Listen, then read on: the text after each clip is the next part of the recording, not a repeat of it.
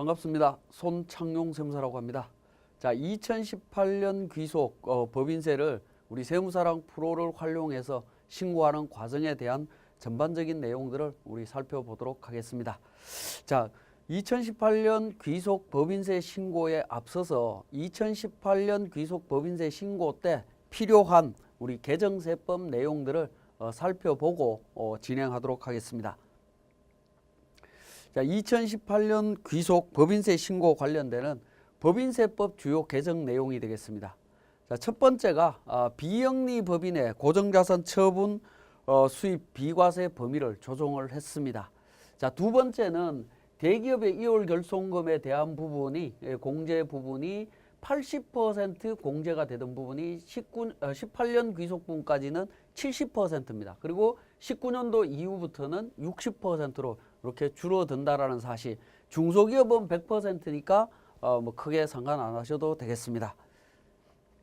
자, 그 다음에 세 번째, 채무보증 구상채권에 대한 대손금, 송금 인정 범위를 확대를 했습니다. 자, 네 번째, 이익잉여금 처분에 의한 성과금 송금 산입 규정이 법인세법에 있었습니다. 근데 이 부분을 폐지하고 기업회계 기준과 일치시켰다라는 점 기억해 주시고요. 자, 다섯 번째, 징별적 손해배상금 등에 대한 송금 불산입 규정을 신설을 했습니다. 자, 여섯 번째가 되겠습니다. 여섯 번째, 지정기부금 중에 특별회비를 제외를 했습니다. 자, 등록된 영업자 단체 특별회비, 임의로 조직된 조합 또는 협회에 지급하는 회비에 대해서 과거에 지정기부금으로 인정되던 부분을 2018년도부터 이 부분을 지정기부금에서 제외를 시켰습니다. 자, 우리 교재의 5페이지를 보시면 거기에 특별회비 부분은 지정기부금에서 제외되어 있다라고 이야기를 하면서 법령 또는 정관이 정하는 바에 따라 경상경비를 충당할 목적으로 조합원 또는 회원에게 정기적으로 부과하는 회비에 관련되는 부분 이외의 회비를 특별회비라고 이야기를 하고 있고요. 정기적으로 부과되는 회비는 송금 인정 항목으로 별도로 규정을 하고 있습니다. 그래서 정기회비는 뭐 과거와 달라진 부분이 없고요. 특별회비만 그러니까 기부금에서 제외되었다라는 점 기억을 하셔야 되겠습니다. 자, 일곱 번째, 업무용 승용차 관련 비용 송금 한도 부분을 합리화했습니다. 취득이나 보유기간에 따른 월월 계산을 합니다. 자, 감가상각비가 800만 원까지 인정이 되고 있죠.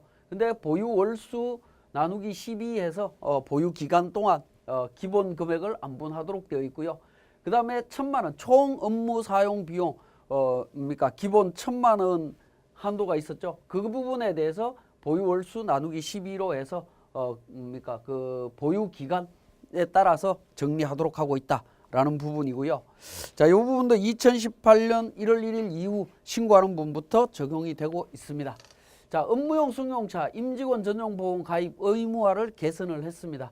해당 사업연도 중에 일부 기간만 업무 전용 자동차 보험에 가입했으면 어떻게 되느냐 하는 부분인데, 과거에는 16년도 때만 일부 기간 했을 때 인정을 했습니다. 근데 17년도 이후부터도 계속 인정을 하고 있습니다. 어떻게 인정하냐면 가입 일수 비율에 의해서 송금으로 인정하겠다라는 부분입니다. 자, 이 부분도 합리적으로 개선이 된 부분이고요. 자, 9번의 고정자산 취득 비용의 고유목적 사업 지출 간주 규정을 합리화했고요. 자, 10번에 임차인 대표회의에 대한 고유목적 사업 준비금 송금 산입 허용했습니다. 자, 교재 9페이지에 법인세법에서 인정되는 기업회계 기준 범위 확대됐습니다. 우리 중소기업에 대한 중소기업 회계 기준이 있었죠. 이 부분도 법인세법에서 기업회계 기준으로 인정하고 있습니다. 자, 법인세법 상의 감정평가 기관 범위를 확대했습니다.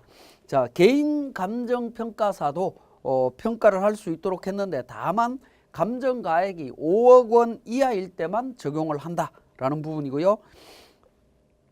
자, 그 다음에 법인세 최고 구간을 신설을 했습니다. 3천억 초과되는 부분에 대해서 25%, 과거에는 22%였습니다만 25% 구간을 신설했다라는 점 기억해 주시고, 자, 교재 11페이지 14번 소규모 법인 등에 대한 성실신고 확인 제도에 대한 부분이 되겠습니다. 자, 성실신고 확인 제도는 개인 사업자가 업종별로 일정 규모가 초과됐을 때 이미 성실신고 확인 신고서를 세무사가 확인해서 제출하도록 하는 규정이 도입이 되어 있죠. 자, 이 부분이 우리 법인 사업자도 이제 도입이 되었다라는 부분입니다. 먼저 한번 보시면 성실신고 확인서 제출 의무는 과세표준 및 세액 신고 시에 세무사 등이 작성한 성실신고 확인서를 제출해라라는 부분입니다. 자, 이 부분 개인하고 동일합니다. 자, 미제출 시에 어떻게 되느냐? 산출세액의 5%입니다. 가산세가 있고요. 자, 기타 관련해서 신고기한이 연장이 됩니다. 1개월 연장됩니다. 그래서 12월 말 법인 기준으로는 3월 말이 아니라 4월 말까지 신고하시면 된다라는 거고요. 성실신고 확인 비용에 대한 세액 공제, 지출 금액의 60%인데 한도는 150만 원이 되겠다라는 겁니다. 자, 이 부분에 대한 내용들은 우리 개인 사업자에서 제도가 도입된 성실신고 확인 제도와 동일하다라고 보시면 되겠고요. 자, 두 번째는 확인 대상자입니다. 누가 성실신고 확인 대상 법인이 되느냐 하는 부분인데요. 소규모 법인 요건에 해당되는 법인과 두 번째 성실신고 확인 대상인 개인 사업자가 법인 전환 후 3개월 이내 법인인 경우에 적용을 합니다. 그래서 1번과 2번에 해당되는 법인들은 성실신고 확인 제도가 적용이 된다라고 보시면 되겠고요. 자, 제외 부분은 외부 감사를 받는 외감법에 따라 외부 감사를 받는 법인은 제외를 합니다. 그래서 감사를 받는 법인은 제외된다라고 보시면 되겠습니다. 자, 그러면 소규모 법인에 대한 규정입니다. 소규모 법인은 첫 번째가 해당 사업연도의 상시 근로자 수가 다 5명 미만입니다. 5인 미만이고요. 두 번째 요건은 지배주주 특수관계자의 지분 합계가 전체의 50%를 초과해야 되고요. 부동산 임대업을 주업으로 하거나 부동산에 권리되어 이자 배당 소득금액의 합계가 매출액의 70% 이상인 경우에 적용이 된다. 소규모 법인이다라고 보시면 되겠습니다. 이런 소규모 법인과 개인 사업자에서 법인으로 전환한 전환 법인 중에 개인 사업자였을 때 성실신고 확인 대상자였던 법인이 3년 아직 지나지 않은 법인들은 성실신고 확인 대상이 된다라고 보시면 되겠습니다. 여기에 나와 있는 소규모 법인은 우리 이미 이 소규모 법인에 대해서 업무용 승용차에 대한 규정을 적용할 때라든가 법인세법상의 우리 접대비 한도에 계산할 때 한도 부분에 있어서 축소되는 규정이 적용되는 법인들이 있었죠. 그 법인과 동일한 법인이라고 보시면 되겠습니다. 그래서 우리가 일반적으로 부동산 임대업을 주업으로 한다라고 하는 동그라미 3번에 있는 이 요건 때문에 부동산 임대업에 해당되는 부분만 적용이 되는 걸로 착각하시는 경우들이 있는데 그렇지 않고 근로자 수, 전체 지분 구조, 그 다음에 부동산 임대업을 주업으로 하거나 또는 부동산 이외에 권리를 대여하거나 이자 배당 소득이 70% 이상.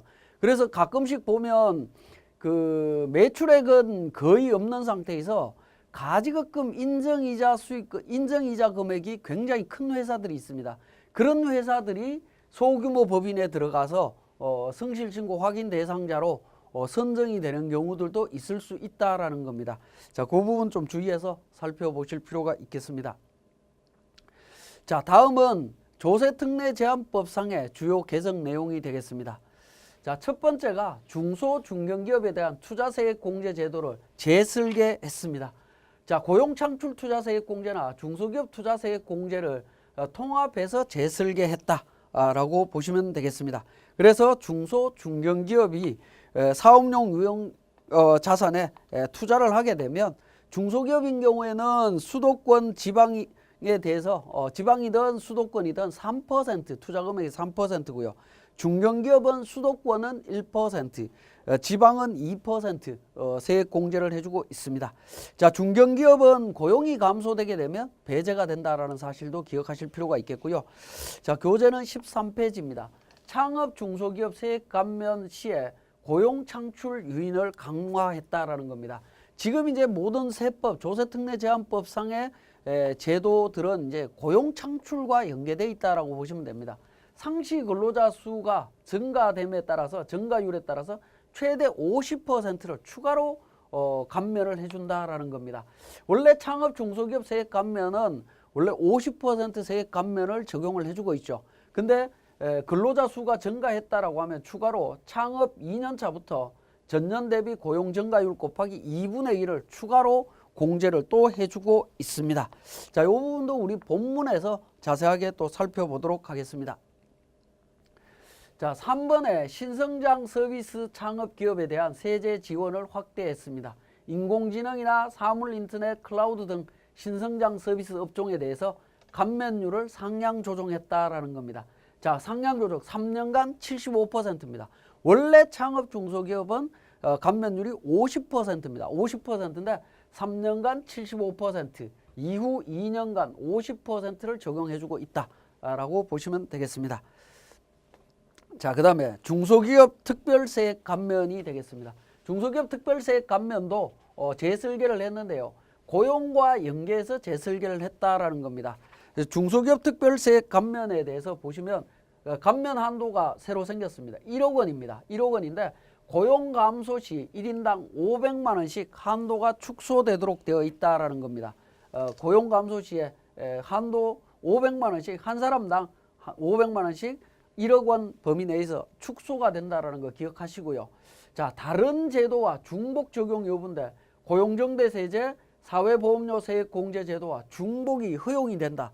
과거에는 중소기업 특별세액 감면이나 고용정대나 사회보험료 세액 공제는 중복 적용이 안 됐습니다. 안 됐지만 지금은 올해부터는 중복 적용이 가능하다라는 사실 기억해 주시고 15페이지의 5번째 상생결제 지급금액에 대한 세액 공제 제도도 확대가 됐습니다. 자, 6번째입니다. 대기업 연구개발 비용에 대해서 세액 공제를 축소했습니다.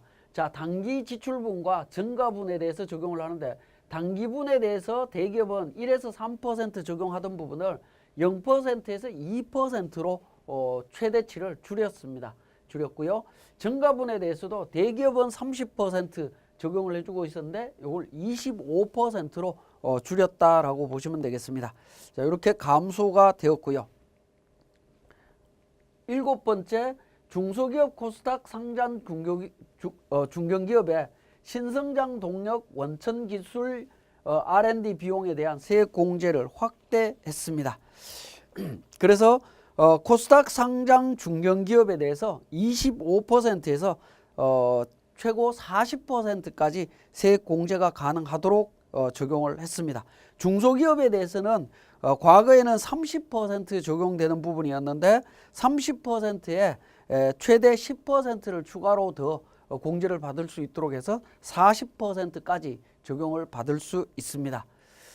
자, 8번째, 기술혁신 중소벤처기업의 합병 주식 인수에 대한 세액 공제 요건을 완화했고요. 9번째, 중소기업 창업 투자회사 등에 대한 주식 양도 차익 등에 대한 비과세 적용 기한을 연장했습니다. 그리고 설비 투자세액 공제를 축소했다라고 보시면 되겠습니다. 우리 교재 19페이지인데 원래 생산성 향상시설 투자세액 공제에 대해서 대기업은 3%, 중견기업 5% 적용하던 부분을 대기업 1%, 중견기업 3%로 축소했습니다. 물론 중소기업은 동일합니다. 자, 안전설비 투자세액 공제도 마찬가지로 대기업 3%, 중견기업 5% 적용하는 부분을 1%, 3%로 축소했고요. 환경보전시설 투자세액 공제도 3%, 5% 적용하던 부분을 대기업 1%, 중견기업 3% 적용하는 걸로 축소했습니다. 자, 11번째, 특성화 고등학교 등에 대한 졸업자가 병력 이행 후에 복직했을 때 기업에 대한 세액 공제를 확대했습니다. 복직 후 2년간 인건비에 원래 10% 공제하고 있었는데 30%, 중견기업은 15% 하는 걸로 확대를 했습니다. 자, 12번째, 경력단절 여성 재고용 기업에 대한 세액 공제를 확대했다라는 겁니다. 원래 과거에는 이제 중소기업만 가능했던 부분인데 중견기업을 추가를 했고요. 재고용 후에 2년간 인건비의 30%를 세액 공제해 줍니다. 원래 10%였습니다. 30%로 확대했고 중견기업에 대해서도 15%를 해주겠다라고 이야기를 하고 있습니다.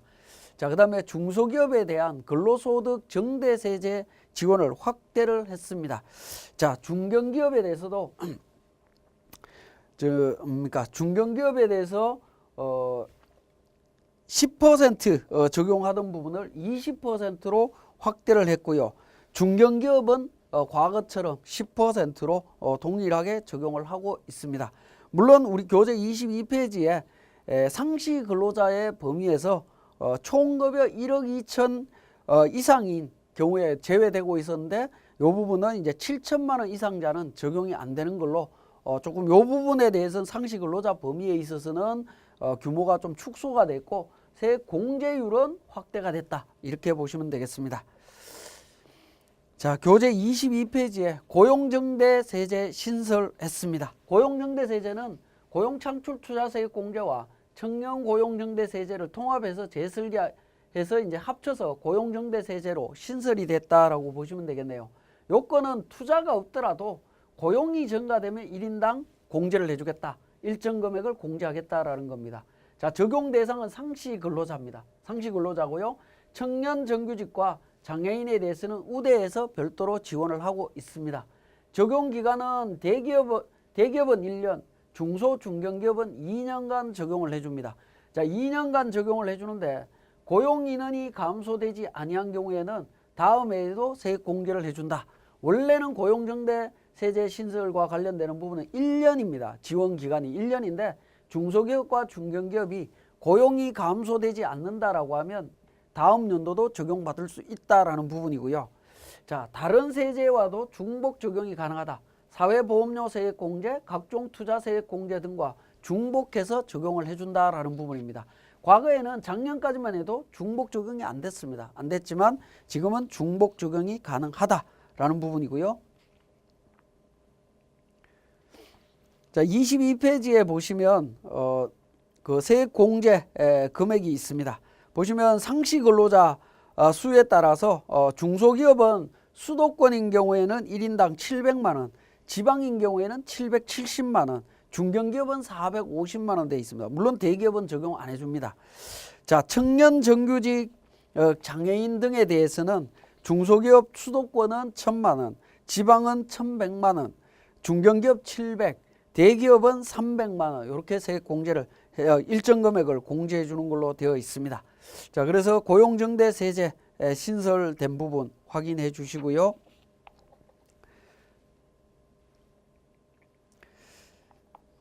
자, 교재 23페이지에 15번 비정규직의 정규직 전환 기업에 대해서도 세제 지원을 해주고 있다라는 부분입니다.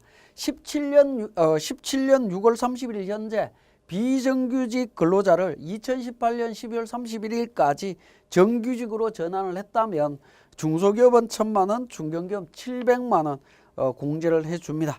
고용 유지 기간 있습니다. 2년 동안 고용을 유지해야 됩니다. 자, 그리고 24페이지에 16번째 근로시간 단축 기업에 대한 세제 지원을 확대했습니다. 자, 그리고 25페이지에 17번 중소기업 고용증가 인원에 대한 사회보험료 세액 공제를 확대했습니다. 공제기간이 원래 1년이었는데 2년으로 확대를 했고요. 고용 인원이 감소되지 아니한 경우에 다음 해에도 세액 공제를 해주고 있다라는 부분 기억을 하시면 되겠습니다. 자, 그 다음에 18번째 사회보험 신규 가입 시에 사회보험료 세액 공제 제도를 신설을 했습니다. 대상 기업은 조세특례제한법상의 중소기업 중에 상시 근로자 수가 10명 미만이고 과세 표준이 5억 원 이하인 기업인 경우에 대상 근로자 수 2018년 1월 1일 현재 고용 중인 근로자로서 임금이 최저임금의 100%에서 120% 사이이고 사회보험에 신규로 가입하는 경우 과거에 가입하지 않고 있다가 신규로 가입하는 경우에는 2년간 사회보험료 상당액의 50%를 세액 공제해 줍니다. 사회보험료 상당액 계산 시에 사업자가 부담하는 사회보험료 총액에서 정부 보조금 등을 차감합니다. 우리 국민연금이나 건강보험료 지원해 주는 경우들 있죠. 그런 부분들은 차감하고 순액으로 회사에서 부담한 금액에 대해서 적용을 받을 수 있다라는 겁니다. 자, 우리 교재에 보시면 25페이지에 17번에 있는 중소기업 고용인원 사회보험료 세액공제 이 부분 확대한 부분 내용과 사회보험료 신규 가입했을 때 사회보험료 세액공제 신설 같은 조문에 있는 내용입니다. 같은 조문에 있는 내용이기 때문에 잘 한번 확인하셔서 적용하시면 되겠습니다. 자, 19번에 기업의 지방 이전 과세 특례 적용 기한을 연장했습니다. 2020년도까지 연장을 했고요. 자, 그 다음에 본사 등 지방 이전에 대한 세액 감면 제도 개선했고 수도권 과밀록 채권역 밖으로 이전하는 중소기업 지원 제도 적용 기한 연장했습니다. 이 부분도. 자, 그 다음에 조합법인에 대한 법인세 과세 특례 적용 기한도 연장했고 투자 상생 협력 촉진 세제를 신설을 했다라는 겁니다. 자, 이 부분은 이제 기업 소득 환류 세제 일몰 종료됨으로써 이 부분을 개정한 내용이라고 이해를 하셔도 될 것 같습니다. 자, 그 다음 31페이지에 24번입니다. 투자 상생 협력 촉진 세제 계산 시에 투자회사 등의 기업 소득에서 배당 소득 공제액 등을 차감했다라는 부분이고요. 계산 시에 이제 상시 근로자, 청년 근로자, 정규직 근로자, 정규직 전환 근로자 등에 대한 부분을 규정을 별도로 했습니다. 자, 그리고 투자 상생 협력 촉진 세제 계산 시에 상생 협력 지출액에 대한 은행의 신용보증기금 등 출연금도 포함했다라고 보시면 되겠고, 자, 그다음 전자신고세액 공제를 한도를 축소했습니다. 자, 회사에서 직접 본인이 스스로 신고하는 세액 공제는 10,000원, 20,000원 적용하는 부분은 그대로 적용이 되고 있고요. 세무대리인들이 신고했을 때 어떻게 되는지 하는 부분인데 세무대리인 18년도까지는 400만 원, 1,000만 원 적용받을 수 있었습니다. 세무대리법인 같은 경우에는요. 이렇게 적용받고 있었는데 자, 19년도 2020년도는 개인 세무사들은 300만 원, 세무법인은 750만 원, 2021년 이후에는 200만 원, 500만 원 이렇게 한도가 축소되고 있습니다. 그래서 이 부분은 34페이지에 보시면 19년 1월 1일 이후 세액 공제를 신청하는 분부터 적용한다라고 하고 있습니다. 그리고 정비사업조합 설립인가 등의 취소에 따른 채권 송금 산입 적용 기한을 연장했고요. 소규모 법인에 대한 문화접대비 송금 인정을 제한하고 있습니다. 자, 이 부분 35페이지 한번 보시면 소규모 법인에 대한 문화접대비 산입 특례 축소했습니다. 자, 소규모 법인이라고 하는 부분은 지배주주 등의 지분 합계가 50% 초과되고요. 부동산 임대업이 주업인 사업 또는 부동산 임대 수입, 그 다음에 이자 배당 수익의 합계액이 매출액의 70% 이상이고 근로자 수가 5명 미만에 해당되는 법인들 같은 경우에는 문화접대비의 한도, 원래 일반 접대비의 20%를 추가로 인정해주고 있죠. 그 일반 접대비 한도의 50%만 적용이 됩니다. 소규모 법인인 경우에는 50% 적용된 금액의 20%를 인정해주겠다라는 부분입니다. 자, 그 부분 한번 정리를 하시면 되겠습니다. 자, 여기까지가 우리 2018년도 법인세 신고 시 적용되는 개정세법의 주요 내용이었습니다. 예, 이번 시간에 우리 소득처분에서 상여, 배당, 기타로 처분된 부분에 대한 원천징수 신고 방법에 대한 부분을 한번 살펴보도록 하겠습니다. 자, 먼저 상여에 대한 부분부터 설명을 드리겠습니다. 자, 상여 소득으로 처분된 부분을 우리는 일반적으로 인정상여라고 이야기를 하고요. 이 인정상여는 근로소득으로 봅니다. 근로소득에 해당이 되는 부분이고요. 근로소득에 대한 부분에 귀속은 언제로 보느냐? 귀속은 근무한 기간이 됩니다. 근무한 기간이 되는데 그 근무 기간을 쉽게 이야기를 하면 그 세무조정 대상 연도가 됩니다. 대상 연도, 지금 우리 설명드리고 있는 세무조정 대상 연도는 18년 귀속 부분이죠. 그래서 근로소득으로 분류되는 인정상여는 18년도 근로소득이 됩니다. 자, 그러면 18년도 근로소득과 관련되는 부분을 한번 보시면 2018년도 근로소득은 연말정산이 2019년 2월 28일 날 연말정산이 완료됩니다. 자, 그리고 지급명세서 제출도 3월 10날에 19년도 3월 10날에 지급명세서 제출 완료입니다. 자, 그러고 난 다음에 어떻게 됩니까? 지급명세서 제출하고 나면 3월 달에 18년도 귀속에 대해서 법인세 신고를 하죠. 3월 말까지 법인세 신고를 합니다. 이 법인세 신고 때 상여로 소득처분이 발생을 하게 됩니다. 상여로 소득처분이 발생을 하면 이 부분이 18년도 근로소득이다라고 이야기를 드렸죠. 그죠? 18년도 근로소득이다 라고 말씀을 드렸고, 자, 18년도 근로소득이 연말정산과 지급명세서 1번과 2번을 통해서 이미 다 정리가 된 상태에서 근로소득이 새로 생겼습니다. 새로 생겼기 때문에 18년도 연말정산을 재정산을 합니다. 재정산해서 추가 납부하고 원천징수한다라는 겁니다. 재정산하고 추가 납부하는 이 과정이 수정신고라고 이해하시는 부분이 있는데 절대 수정신고가 아니다라는 겁니다. 정상신고입니다. 이 부분은 정상신고분이다. 그래서 가산세라든가 이런 부분들은 적용하지 않습니다. 정상신고에 해당이 되기 때문에 하지 않는다라는 부분입니다. 자, 그리고 인정상여에 대한 지급 시기를 보겠습니다. 지급 시기는 법인세 신고일입니다. 19년 3월 31일 날 신고된 걸로 보고 지급된 걸로 보고 원천징수를 합니다. 그러면 19년 3월 31일 날 지급됐기 때문에 원천징수 그때 하고 그 다음 달 10일까지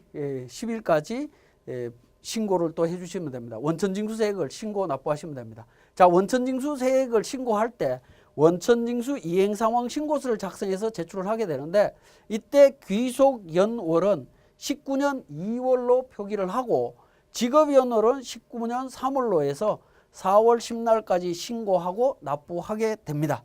자, 여기에서 하나 보실 거는 귀속연월 요것과 관련해서 19년 2월이라고 이렇게 표현하고 있죠.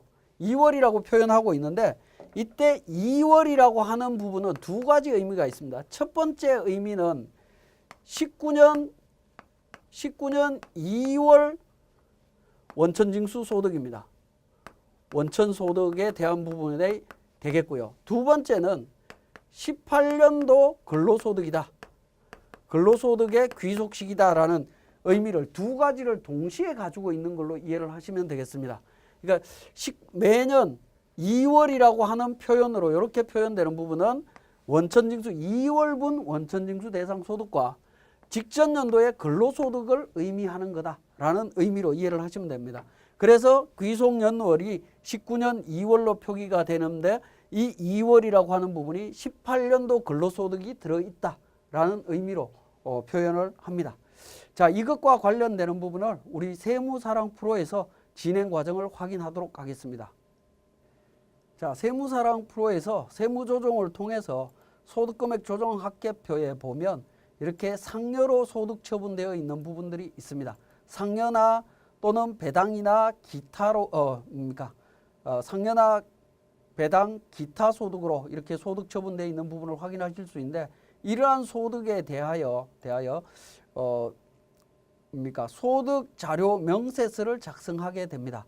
소득 자료 명세서를 통해서 상여, 배당, 기타 소득에 대해서 귀속자가 누군지, 소득자가 누군지 확인해 주는 내용과 원천징수할 세액에 대한 부분 정보를 작성하게 되고 이렇게 작성된 자료를 국세청에 신고할 때 제출하게 됩니다. 자, 그러면 이 상여로 소득 처분된 부분과 배당, 기타 소득으로 소득 처분된 부분에 대한 원천세 신고 과정을 한번 보도록 하겠습니다. 그 과정에 대한 기본적인 개념들은 다 설명을 드렸고요. 자, 먼저 원천징수 상여는 근로소득이기 때문에 연말정산을 재정산해야 됩니다. 자, 19년도이기 때문에 18년도 연말정산 추가자료 입력, 즉 18년도 부분에 대해서 소득자의 소득명세에 보시면 과세 대상 추가, 인정상여 추가라고 하는 부분이 있습니다.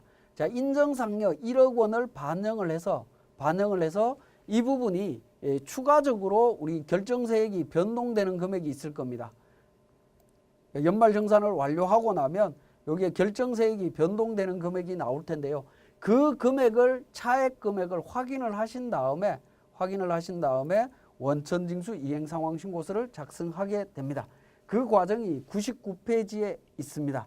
사례를 통한 원천징수 이행상황신고서 작성 방법이라고 해서 12월 말 법인으로 18년도 정기신고에 의해서 소득처분 한 명에 1억 원, 추가 정산세액 3천만 원, 이 3천만 원이 연말정산 추가자료 입력에서 소득명세에 그 정보를 입력을 해서 나온 부분으로 이해를 하시면 되겠습니다. 앞에서 설명드렸듯이 소득명세에 여기에 1억 원을 넣어서 추가 금액이 나온 경우에 3천만 원이 나왔다라고 이해를 하시면 되겠고요.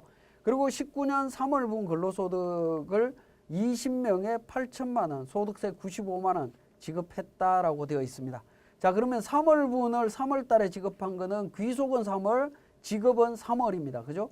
그리고 인정상여는 귀속이 2월이고 지급이 3월입니다. 이렇게 귀속연월과 지급연월이 한 세트로 보고 서로 다르기 때문에 각각의 원천징수 이행상황신고서를 작성하시면 됩니다. 자, 원천징수 이행상황신고서를 보면 우리 원천징수 쪽에서 원천징수 이행상황신고서 작성으로 들어가겠습니다. 자, 정기급여에 대한 부분입니다. 3월달 급여를 3월달에 지급한 케이스가 되겠죠. 그러면 8천만 원에 95만 원 해서 신고 납부하실 수가 있습니다. 자, 그렇게 정리를 하시면 되겠고, 마찬가지로 2월 귀속 2월 지급 3월로 해서 내용을 찾아보시면, 자, 연말정산분이라고 해서 한 명에 1억 원에 3천만 원, 이건 직접 입력하셔서 신고서를 작성하셔서 제출하시면 됩니다. 이때 주의하실 건 뭐냐면 신고 구분에 보시면 매월이 나오고요. 또는 이제 우리가 반기별이라 하더라도 반기별로 표시를 해서 정리를 하시면 됩니다. 그리고 이 부분은 연말정산을 다시 한 거죠. 그래서 연말에 체크 표시를 하시고, 연말정산을 다시 한 이유가 소득처분과 관련되는 부분이기 때문에 소득처분에 체크 표시를 하신 다음에 신고서를 마감해서 제출을 해주시면 됩니다. 그래서 우리 100페이지에 보시면 소득처분 신고서에 보면 신고 구분에 매월 연말 소득처분에 동그라미 표시가 되어 있고, 2번 동그라미 2번 오른쪽에 보시면 귀속연월에 19년 2월로 표기되어 있는 것을 확인하실 수가 있습니다. 자, 100페이지 동그라미 1번에 보시면 법인세법에 의한 소득처분이 있는 경우에 반기별 납부자도 매월 납부자와 동일하게 소득처분의 원천징수 시기가 속하는 다음 달 10일까지 신고 납부해야 된다. 즉 4월 10일까지 무조건 신고 납부를 하셔야 됩니다. 하지 않으면 가산세 문제가 나올 수 있습니다. 자, 101페이지에 보시면 이렇게 이제 신고 납부를 하시는데, 지급명세서는 어떻게 할 거냐? 지급명세서 연말정산 추가자료 입력해서 1억 원을 추가해서 지급명세서를 수정을 했죠. 수정을 했기 때문에 수정된 지급명세서도 제출을 해야 됩니다. 언제까지 제출할 거냐? 세법에는 법에는 언제까지 제출하라라는 규정은 없습니다. 규정은 없지만 관행적으로 4월 10날까지 원천징수 이행상황신고서 제출할 때 다시 제출하고 있습니다. 자, 102페이지에 소득처분에 의한 배당 기타 소득의 원천징수 신고 방법입니다. 자, 동일한 방법으로 원천징수 해주시면 되는데, 자, 배당과 기타 소득으로 처분된 원천징수 소득의 귀속 시기는 언제냐면 법인세 신고일이 귀속 시기가 됩니다. 자, 보시면 5번째 줄에 소득처분에 의한 배당 소득과 기타 소득의 귀속 시기와 지급 시기는 법인세 과세표준 신고일이다라고 되어 있습니다. 신고일 다음 달 10일까지 원천징수 하시면 됩니다. 즉 3월 달에 지급한 걸로 보고 귀속도 3월이고 지급도 3월이기 때문에 원천징수 이행상황신고서를 작성할 때 보면 3월로 해서 원천징수 이행상황신고서가 작성이 됩니다. 그러면 원래 급여에 대한 부분이 있고요. 하단 부분에 보시면 기타 소득과 배당 소득에 대한 금액을 반영해서 원천징수를 하고 있습니다.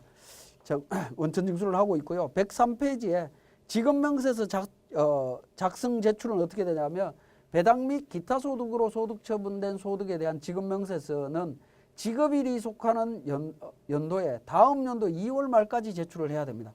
즉 19년 귀속분이기 때문에 2020년 2월 달까지 제출을 하시면 됩니다. 2월 말까지 제출하면 된다.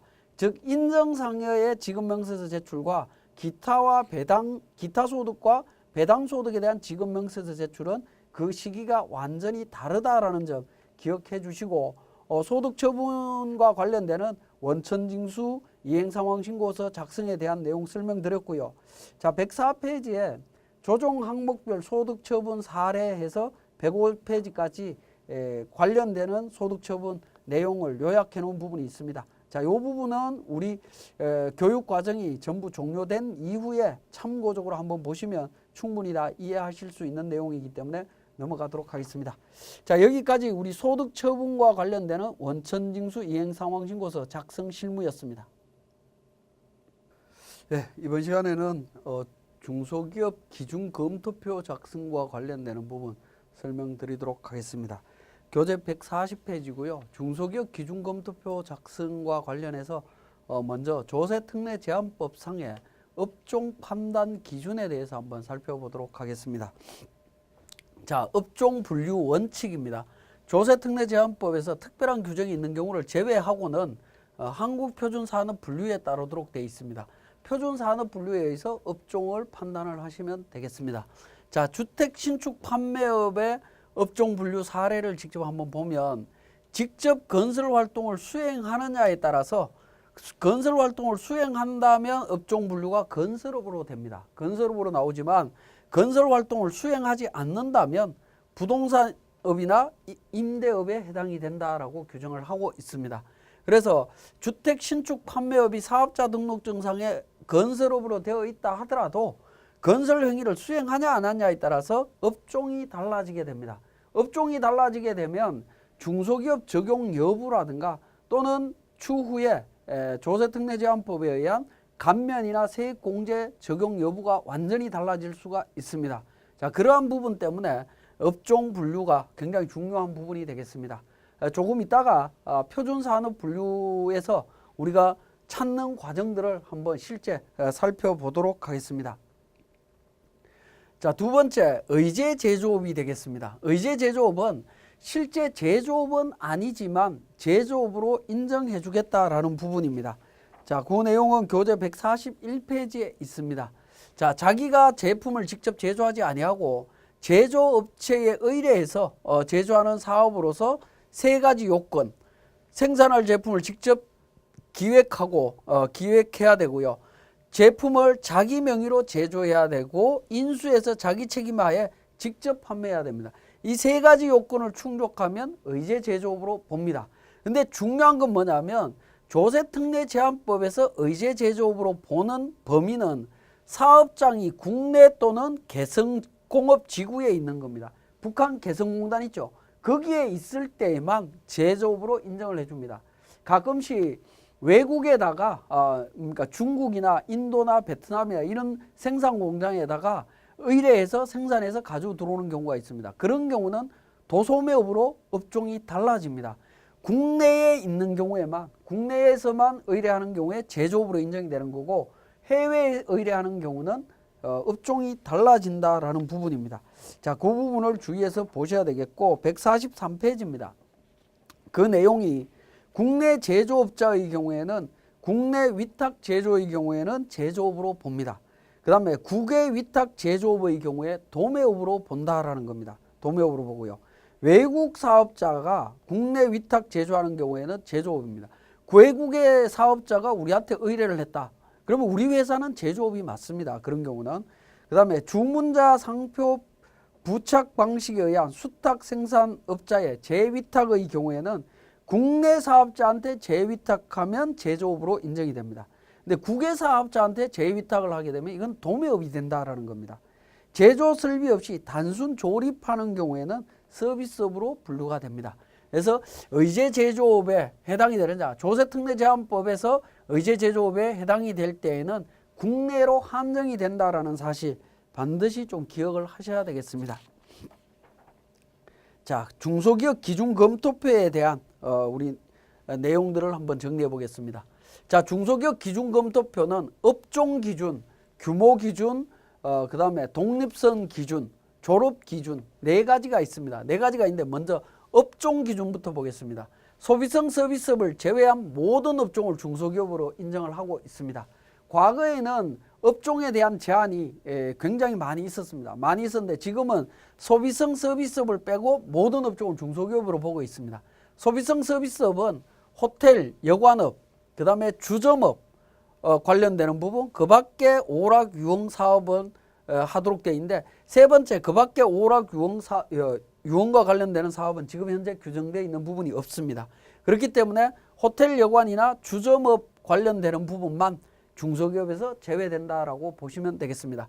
근데 주점업에서도 좀 주의를 하셔야 되는 게, 우리 주점업이라고 하는 범위도 굉장히 넓은데요. 일반 유흥주점이나 무도 유흥주점, 그 다음에 단란주점 영업만 해당이 되고, 나머지 외국인 전용 음식점, 그 다음에 관광유흥 음식점은 제외된다라고 되어 있습니다. 그래서 주점업 중에서도 요 규정들을 확인을 해 보셔야 됩니다. 이 분류에 대한 부분들은 표준산업 분류를 통해서 확인을 하시면 됩니다. 그래서 주점업에 대해서는 조금 보셔야 됩니다. 호텔이나 여관 같은 경우에는 뭐 금방 확인하실 수가 있는 부분인데, 주점업은 범위가 좀 넓습니다. 원래 우리가 생각하는 것보다 넓은데, 여기에서 일반 유흥주점, 무도 유흥주점 뭐 이런 부분들만 제외된다. 그래서 우리 시중에 가면 생맥주를 전문적으로 판매하는 데들 있죠. 그런 것도 엄밀하게 생각하면 주점업으로 볼 수가 있는데, 일반 유흥, 무도, 단란주점 이쪽에 해당이 안 되기 때문에 중소기업 업종으로 들어갑니다. 그는 이제 통계청에 있는 그 한국표준산업 분류의 내용을 보셔야 된다라는 겁니다. 자, 두 번째 중소기업 기준검토표에서 규모 기준입니다. 매출액이 중소기업 기본법 시행령 별표 1에 중소기업 기준 이내여야 된다라고 되어 있습니다. 자, 중소기업 기본법 시행령 매출액은 별표 1의 매출액은 3년 평균 매출액으로 되어 있습니다. 직전 연도 3년, 3개년도 평균 매출액인데, 우리 세법에서 판단할 때 매출액은 당해 연도 매출액으로 보고 있다라는 겁니다. 그게 조금 차이가 있습니다. 자, 평균 매출액은 직전 3년이고요. 직전 3개년도 3년 평균치고, 이 조세특례제한법의 규모에서는 당해 연도 매출입니다. 당해 연도 매출로 하도록 되어 있다라는 부분이고요. 독립성 기준은 실질적인 독립성이 중소기업 기본법 시행령 3조 1항 2호에 적합해야 된다라고 나와 있습니다. 그리고 졸업 기준은 자산 총액이 5천억 이상이면 중소기업에서 아예 제외되도록 되어 있습니다. 자, 146페이지의 내용을 조금 더 보면, 적용 기준에서 매출액 기준으로 본다라고 하면서 147페이지 있습니다. 147페이지 보시면 주된 업종별 평균 매출액 규모 기준, 여기서 이야기하는 별표 1에 대한 내용입니다. 별표 1에 대한 내용인데, 제조업의 경우에 1번부터 6번까지 업종은 평균 매출액이 1,500억 이하입니다. 맨 마지막에 보시면 숙박, 음식, 금융보험, 부동산 임대 관련되는 부분 400억 이하까지가 중소기업입니다. 업종에 제한이 없다라고 했죠. 업종의 제한은 소비성 서비스업만 아니면 중소기업이다라고 말씀드렸고, 매출액은 400억입니다. 여기에서 평균 매출액은 당해 매출액으로 본다. 그렇게 이해를 하시면 되겠고요. 148페이지에 그 내용 적혀져 있습니다. 자, 독립성 기준에 대한 부분입니다.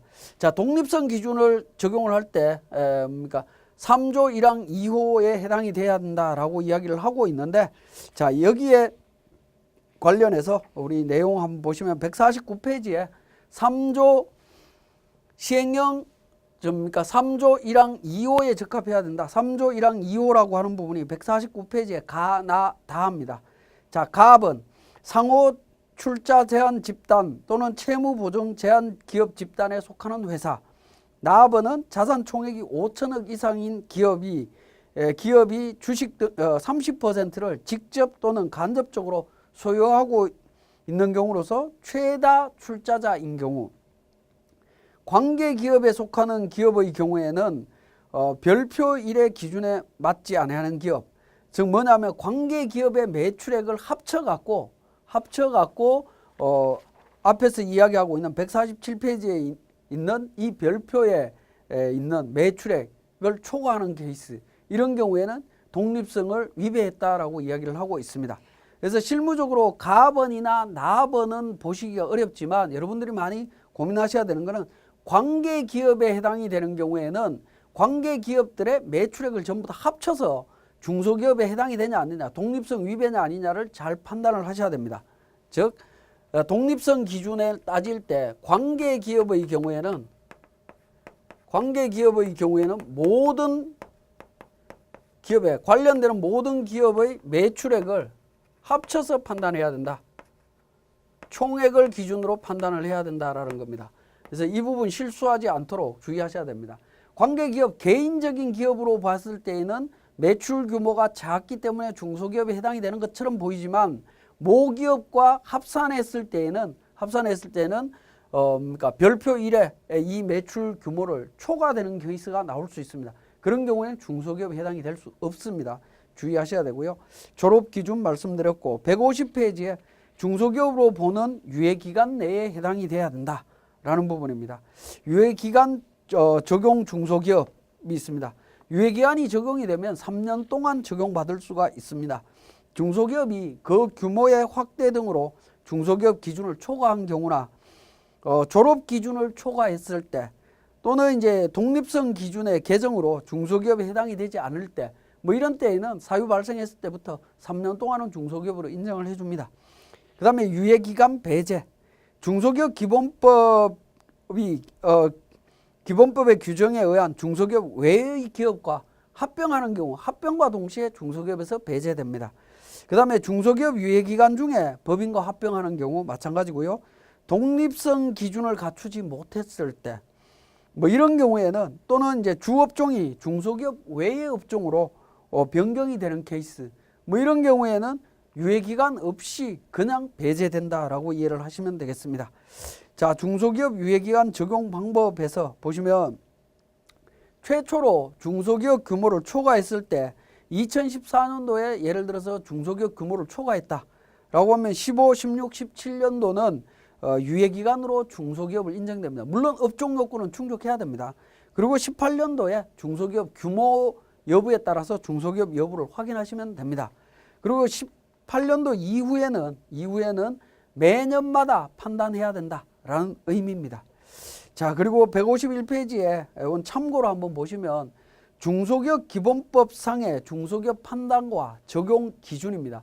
조세특례제한법은 판단할 때 당해 연도만 판단하니까 문제가 없습니다만은 중소기업 기본법상의 중소기업이냐 아니냐를 판단할 때는 매출액을 확정 짓는 시점은 우리 법인세 신고할 때쯤에 모든 게 확정이 되도록 되어 있습니다.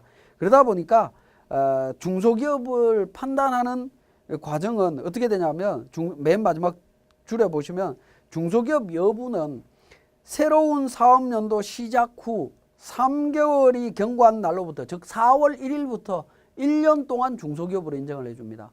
그러니까 당해연도 4월 1일부터 다음 연도 3월 31일까지 중소기업으로 봐준다라는 거죠. 그죠? 우리 법인세 신고 다음 날부터, 신고 기한 다음 날부터 중소기업 판단을 할 수 있다. 이렇게 이해를 하시면 되겠습니다. 그렇게 해서 적용을 하고 있습니다. 자, 이것과 관련되는 내용을 우리 세무사랑 프로를 통해서 확인해 보도록 하겠습니다. 자, 교재 140페이지에 표준산업 분류에 의한 업종 구분이다라고 했던 부분에서 한번 보시면, 자, 우리 교재의 통계 분류 포털이라고 하는 사이트에서 한국 표준산업 분류를 확인할 수 있다라고 했습니다. 그래서 포털 사이트에서 통계 분류 포털을 찾아서 검색하신 다음에 그러니까 사이트를 접속을 합니다. 접속을 하면 메인 화면에 왼쪽에 한국 표준산업 분류라고 해서 내용이 나옵니다. 자, 이 부분을 클릭하셔 갖고 내용을 봅니다. 내용을 보게 되면 왼쪽에 소개 관련되는 부분이 있고 검색 관련되는 부분이 있습니다.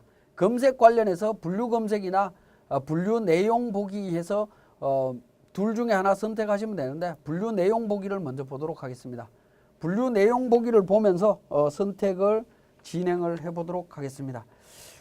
우리 주택 신축 판매업의 경우에 관련되는 부분 내용이 있습니다.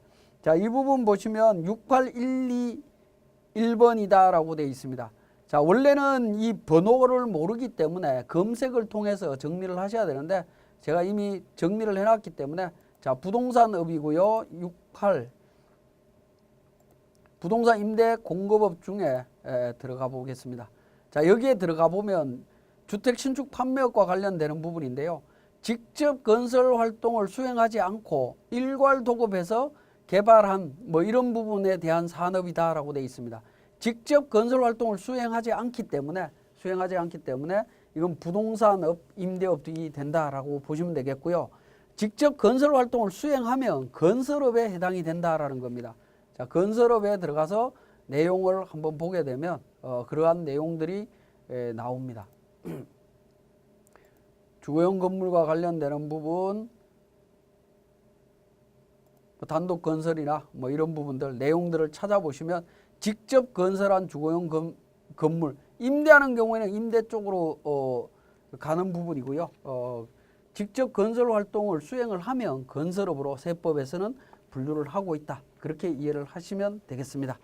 자, 그리고 교재의 146페이지에 제가 이론적으로 설명을 드릴 때 중소기업 업종 중에 소비성 서비스업은 제외된다라고 했고요. 주점업에 대한 부분 말씀을 드렸습니다.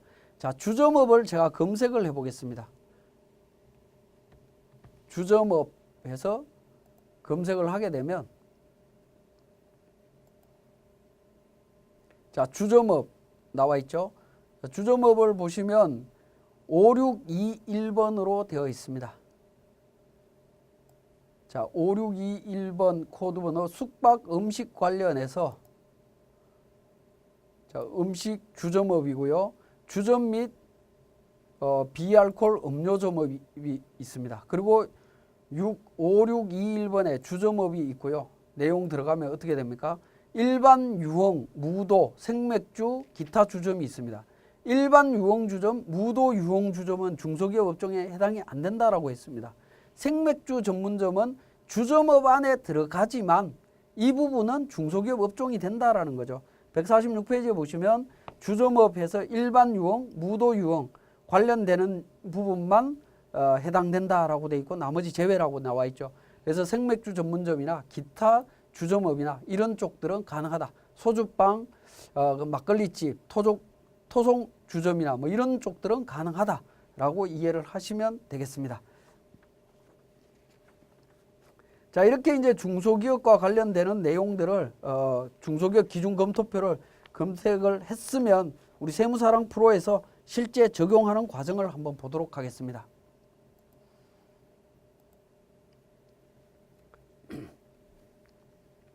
자, 152페이지에 세무사랑 프로 운영 방법이 되겠습니다. 자, 회사 등록 및 기본 사항부터 일단 잠깐 보도록 하겠습니다. 자, 회계관리 쪽에 기초정보관리의 회사 등록 부분입니다.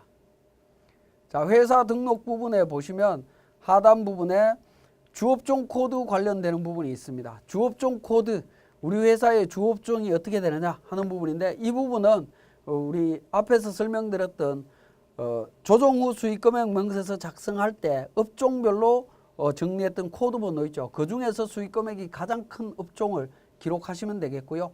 자, 13번 법인 구분이 나옵니다.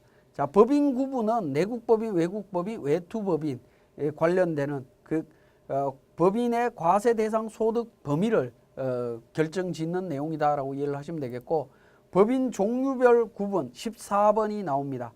중소기업과 일반기업, 영리법인과 비영리법인, 그 다음에 상장법인과 비상장법인의 종류별로 구분하는 부분입니다. 보통은 이제 중소기업 또는 일반 법인이 대부분이다라고 보시면 되겠네요.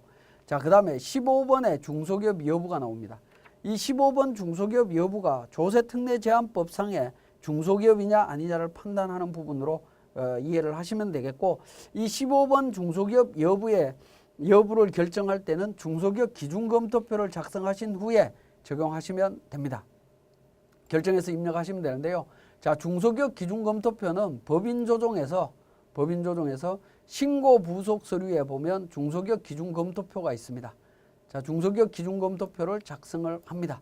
자, 중소기업 기준검토표는 사업요건, 규모요건, 독립성 요건, 유예기간, 소기업, 중견기업이 나옵니다.